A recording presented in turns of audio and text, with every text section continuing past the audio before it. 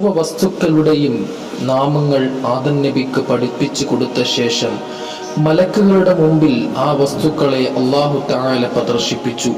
അവയുടെ പേരുകൾ പറയാൻ അല്ലാഹു മലക്കുകളോട് ആവശ്യപ്പെട്ടു. മലക്കുകൾക്ക് പേരുകൾ പറയാൻ കഴിഞ്ഞില്ല. അല്ലാഹു അവർക്ക് അവയുടെ പേരുകൾ പഠിപ്പിച്ചു കൊടുത്തിട്ടില്ല. മലക്കുകൾക്ക് എന്താണോ പഠിപ്പിച്ചു കൊടുത്തത് അത് മാത്രമേ അവർക്കറിയൂ. സ്വയം പഠിക്കുന്നില്ല. അവർ ആ കാര്യം അള്ളാഹുവിനോട് തുറന്ന് പറയുകയും ചെയ്തു. അപ്പോൾ ആദം നബി അലൈഹിസ്സലാമിനോട് അതിൻ്റെ പേരുകൾ പറഞ്ഞു കൊടുക്കാൻ അള്ളാഹു പറഞ്ഞു. ആദം നബി എല്ലാ വസ്തുക്കളുടെയും പേരുകൾ പറഞ്ഞു കൊടുത്തു. ഈ സന്ദർഭം അള്ളാഹു വിശുദ്ധ ഖുർആനിലൂടെ പറയുന്നുണ്ട്. ആദം ഇവയുടെ പേരുകൾ അവരെ അറിയിക്കുക. അങ്ങനെ ആദം നബി അലൈഹിസ്സലാം ആ പേരുകൾ പറഞ്ഞു കൊടുത്തു. അപ്പോൾ അള്ളാഹു ചോദിച്ചു, ആകാശഭൂമിയിൽ ഒളിഞ്ഞു കിടക്കുന്നതൊക്കെയും ഞാൻ അറിയുന്നുവെന്ന് നിങ്ങളോട് പറഞ്ഞിരുന്നില്ലേ? നിങ്ങൾ തെളിയിച്ചു വയ്ക്കുന്നതും ഒളിപ്പിച്ചു വയ്ക്കുന്നതും ഞാൻ അറിയുന്നതാണ്. ഇവിടെ നിങ്ങൾ ഒളിപ്പിച്ചു വയ്ക്കുന്നതും ഞാൻ അറിയും എന്ന് പറഞ്ഞത് ഇബ്ലീസിനെ പറ്റിയാണെന്ന് പലരും പറഞ്ഞിട്ടുണ്ട്. ആദം നബി അലൈഹിസ്സലാമിനോടുള്ള വെറുപ്പും വിരോധവും അവൻ മനസ്സിൽ ഒളിപ്പിച്ചു വച്ചിരുന്നു.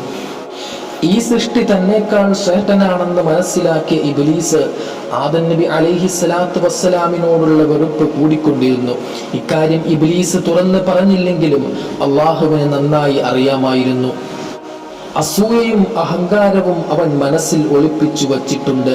അള്ളാഹു മലക്കുകളോട് കൽപ്പിച്ചു, നിങ്ങൾ ആദമിന് സുജൂദ് ചെയ്യുക. അള്ളാഹുവിന്റെ കൽപ്പനയാണ്, ഉടൻ അനുസരിക്കുക. അതാണ് മലക്കുകളുടെ രീതി. മലക്കുകൾ കൂട്ടത്തോടെ സുജൂദ് ചെയ്തു. ഇബ്ലീസ് സുജൂദ് ചെയ്തില്ല, കൽപ്പന ലംഘിച്ചു. നന്ദികെട്ടവനായി മാറി, ശപിക്കപ്പെട്ടവനായി മാറി. അന്ത്യനാൾ വരെ ആ ശാപവചനം അവനെ തുടരും. ആദം നബിക്ക് സുജൂദ് ചെയ്യാൻ മടിച്ചതിന്റെ ആഘാതം. സൃഷ്ടാവായ അല്ലാഹു കൽപ്പിച്ചാൽ ഉടനെ അനുസരിക്കണം. ചിന്തിച്ചു നിൽക്കരുത്, സംശയിക്കരുത്. സുജൂദ് ചെയ്യാൻ കൽപ്പിച്ചു. സുജൂദ് ചെയ്തവരെല്ലാം അതുവഴി പുണ്യം നേടി.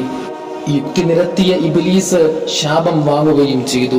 ഈ സുജൂദിനെ പറ്റി മഹാന്മാർ പറഞ്ഞത് ശ്രദ്ധേയമാണ്. സുജൂദ് ആദം നബിക്ക് തന്നെയായിരുന്നു. പക്ഷേ അത് ഇബാദത്തിന്റെ സുജൂദായിരുന്നില്ല, ബഹുമാനത്തിന്റെ സുജൂദായിരുന്നു. ചിലർ പറഞ്ഞു സുജൂദ് അള്ളാഹുവിന് തന്നെയായിരുന്നു.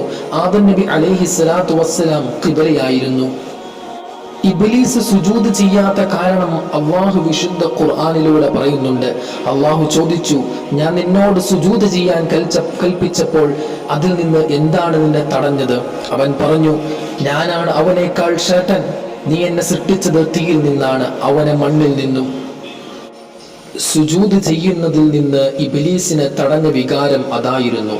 അഗ്നിയിൽ സൃഷ്ടിച്ച ഞാനാണ് ഉത്തമൻ എന്ന അഹങ്കാരമായിരുന്നു അവനെ. അള്ളാഹു ആദരിച്ചവരെ ആദരിക്കണം. ആദം നബി അലൈഹിസ്സലാത്തു വസ്സലാമിനെ ഇബ്ലീസ് ആദരിച്ചില്ല. അത് കാരണം അള്ളാഹു അവനെ ശപിച്ചു, ഇറങ്ങിപ്പോകാൻ കൽപ്പിച്ചു. ഇതിനു മുമ്പ് ഇബ്ലീസ് മലക്കുകൾക്കിടയിൽ വലിയ സ്ഥാനം കൈവരിച്ചവനായിരുന്നു. എല്ലാം നഷ്ടപ്പെട്ടു. നിന്ദ്യനും നിസ്സാരനുമായി ഇറങ്ങിപ്പോകാൻ കൽപ്പിച്ചു. അപ്പോൾ അവൻ പശ്ചാത്തപിച്ചിട്ടില്ല. ആദം നബിയോടുള്ള കോപവും അസൂയയും മനസ്സിൽ നിറഞ്ഞു നിന്നു. ആദം സന്തതികളെ വഴിപിഴപ്പിക്കും, അതാണ് അവന്റെ ലക്ഷ്യം. ഖിയാമത്ത് നാളിൽ ഒന്നാം കാഹളം ഊതുന്നതുവരെ തന്റെ ആയുസ്സിനെ നീട്ടിത്തരണമെന്ന് ഇബ്ലീസ് ആവശ്യപ്പെട്ടു. ആ ആവശ്യം അള്ളാഹു അംഗീകരിച്ചു.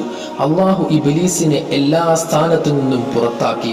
സ്വർഗത്തിൽ നിന്നും, ആകാശത്തിൽ നിന്നും, മലക്കുകളുടെ കൂട്ടത്തിൽ നിന്നും, ഉയർന്ന പദവികളിൽ നിന്നും പുറത്താക്കി. എല്ലാം നഷ്ടപ്പെട്ടപ്പോഴും അവന്റെ മനസ്സിൽ നിറഞ്ഞു നിന്നത് പ്രതികാര ചിന്തയാണ്. ചെയ്തുപോയ തെറ്റിനോടുള്ള പശ്ചാത്താപമോ ഖേദമോ അല്ല. ഇബ്ലീസ് അള്ളാഹുവിനോട് പറഞ്ഞു, ആദം കാരണം ഞാൻ നാശത്തിലായി. എൻ്റെ സ്ഥാനമാനങ്ങളെല്ലാം നഷ്ടപ്പെട്ടു. ഞാൻ വഴികേടിലായി. ആദമിന്റെ സന്താന പരമ്പരയെ ഞാൻ വഴികേടിലാക്കും. അവർ സഞ്ചരിക്കുന്ന വഴികളിലെല്ലാം ഞാൻ അവരെ കാത്തിരിക്കും. അവരുടെ മനസ്സിൽ ഞാൻ ദുഷിച്ച ചിന്തകൾ നിറയ്ക്കും. തെറ്റുകൾ ചെയ്യാൻ ഞാൻ അവരെ പ്രേരിപ്പിക്കും. നീച കാര്യങ്ങൾ ഭംഗിയായി തോന്നിപ്പിക്കും. മനുഷ്യവർഗത്തിൽ ബഹുഭൂരിഭാഗത്തെയും ഞാൻ വഴികേടിലാക്കുക തന്നെ ചെയ്യും. ധിക്കാരത്തിന്റെ ഭാഷയിൽ അവൻ തുടർന്നു, മനുഷ്യരുടെ മുമ്പിലൂടെയും പിന്നിലൂടെയും ഞാൻ വരും. അവരുടെ ഇടത് ഭാഗത്തുകൂടെയും വലത് ഭാഗത്തുകൂടെയും ഞാൻ വരും. ഞാൻ പറയുന്നത് അവർ കേൾക്കും. മനുഷ്യരിൽ അധിക പേരും നന്ദി കാണിക്കാത്തവരായി മാറും. മനുഷ്യനെ വഴിപിഴപ്പിക്കാൻ കഴിയുമെന്നതിൽ അവന് നല്ല വിശ്വാസമുണ്ട്.